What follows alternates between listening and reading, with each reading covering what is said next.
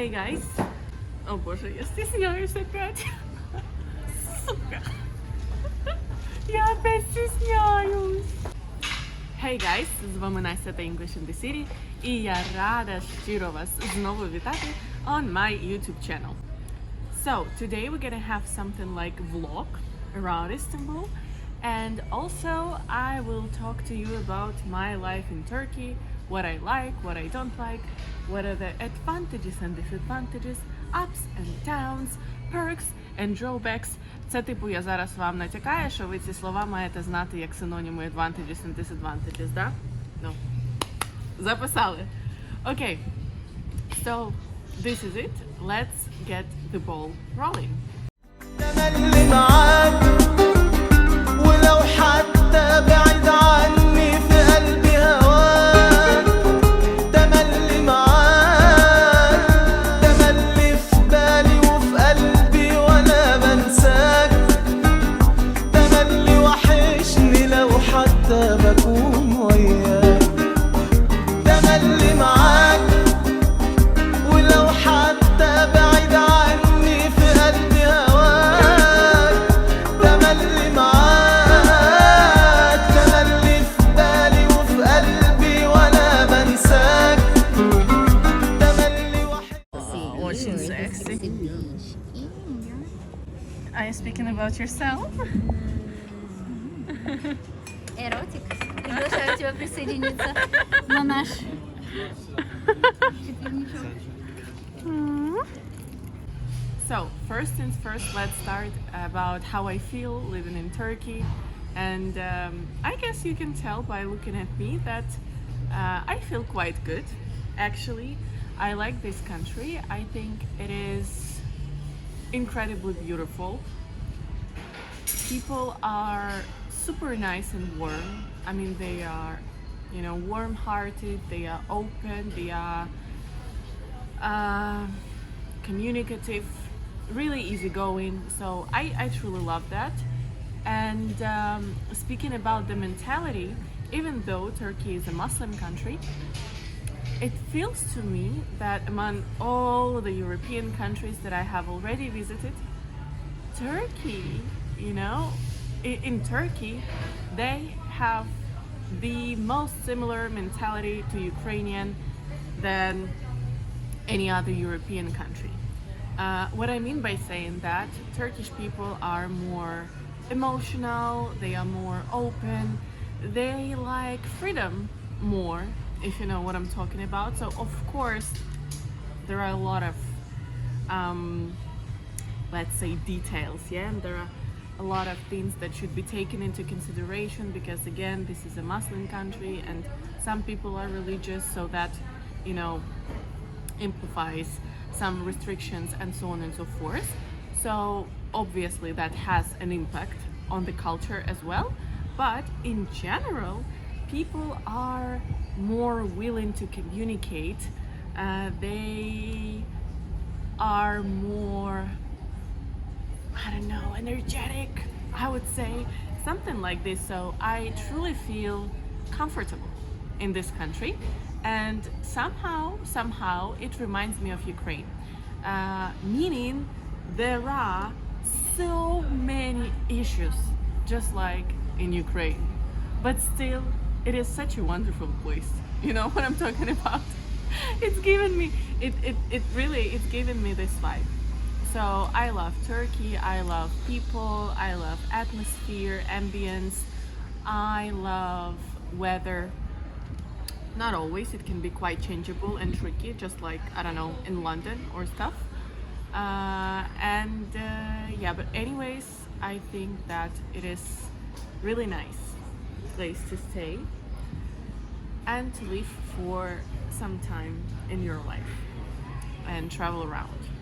Что тебе нравится в Мне Турции? нравится в Турции то, что здесь чувствуется Турция. Знаешь, Чувствуется здесь Турция, да? Есть места, да, где где-то схожи там, с Европой, что-то, но классно, вообще здесь прям чувствуется. Знаешь, здесь там не немножко ты там познакомишься со страной и дальше все как обычно. Ты вот прям чувствуешь этот колорит, это классно. Да. Это цель. Это, Этот сок приятен. Этот сок приятен. Класс! Ну вот мы сразу тебе его и снимаем. А? So, what about disadvantages? Well, there are plenty. There are multiple disadvantages. I don't know. Well, if we speak about Istanbul, because Turkey is very different, so let's focus on Istanbul, right? So, what are the disadvantages of Istanbul for me? It is incredibly huge. Like it is a gigantic, really, it is a gigantic city. Just for your info, there are around 22 billion, billion, I'm sorry, billion. There there are around 22 million people living only in Istanbul, which is half of our whole country's population, right? So that's just for you to understand. So for instance, if you are moving from one side of Istanbul to another side of Istanbul, that could probably take you something like, from Kiev to Bila Tserkva or to Uman or something like this. So you can actually go to another city in our country. However, here that still would be Istanbul, So this is something that can be quite tiring, because if you have to commute, if you have to get from point A to point B, that can be quite challenging, that can be quite challenging physically, that can be quite time consuming. And there are so many people. Istanbul is extremely crowded place, and that is something that I don't enjoy, because sometimes it is wonderful to be a part of this hustle and bustle of the city, but at the same time, I love having space. I love feeling calm and being around nature. So that's why I love my area in Istanbul. I'm living in Moda, and that's why, here I have this sea view. Even right now, when I'm not looking at you, I'm looking at the sea, and parks and etc., etc. So this is the really nice and relaxed atmosphere here, and I feel like I'm having the best parts of Istanbul living here. So that's why I can't say that all of these disadvantages of life in Istanbul impact me a lot, just sometimes, So it is, I would say, that is more than bearable for me in my current situation. So that was about positive and negative sides of living in Istanbul. And the next question that is very common, it is about prices. So speaking about money, yeah. Speaking about money, it is important to note that I have no idea what are the prices in Ukraine right now. I mean, I hear something from some of my friends, but not too much. So I believe it is something like in Ukraine right now. Maybe something is a little bit cheaper, but some things are much more expensive, let's say. So again, if we compare with Europe, for instance, that can be the same price. So basically nowadays, the biggest disadvantage also the biggest disadvantage is that if Turkey was considered to be a relatively cheap country some time ago, right now it is actually quite expensive, and sometimes it is even more expensive than life in Europe. And I will let you know what is the from to yes amount of money I spent on basic stuff living in Istanbul. Plus to that will be renting an apartment, and it is it takes $500 on my side. So basically this is really cheap for Istanbul, especially for my area. But I also have to say that I live in a tiny studio. So the only thing why I chose that apartment is because of location. It is the diamond of Istanbul, and this is why for me the size of the apartment was not so necessary as the ability to live here. So yes, it is $500, but actually if you live in a better apartment, like larger apartment, let's say. Yeah. By the way, you can also use condo to speak about apartment, especially if you live in America. So, the price can be $700, even not in central parts, and more. For example, in my area, flats that I like, because I check from time to time, they cost, the price starts right now at least $1,300 or US, I don't remember. Well, this is not so important. And yeah, they are usually empty, so they are not furnished, and you have to buy everything, including some electronics, like dishwasher, like TV. Okay, TV is not necessary, but whatever, like dishwasher, washing machine, I don't know, oven, stove, yeah, or cooker also can be used here. So that's quite, you know, in Turkey it costs an arm and a leg, to be honest, and actually to move, to find the apartment, to pay the deposit, and so on and so forth. I would say, I guess, that it is easier, by the way, for some of you who maybe consider living in Turkey for a while, I guess it is easier to rent an apartment here than in Europe. I mean, it requires less documents from your side. I mean, no one asked me if I can pay, or I had my ex-boyfriend to write, to sign the contract, he's the one who will pay in case if I cannot. But actually, that was more like just formality and nothing, it wasn't serious. We did not give his documents, we did not provide his documents anywhere. So I don't think that it is that hard, to move in Turkey as it might be in Europe. But still, it is quite expensive, and the deposits here are, actually just something. Because, for instance, it can be just like an amount of money that, I don't know, the landlord just randomly wants. It can be just so unreasonable, and I don't know how many times higher than the rent price. So it is, it is like that. It is like that.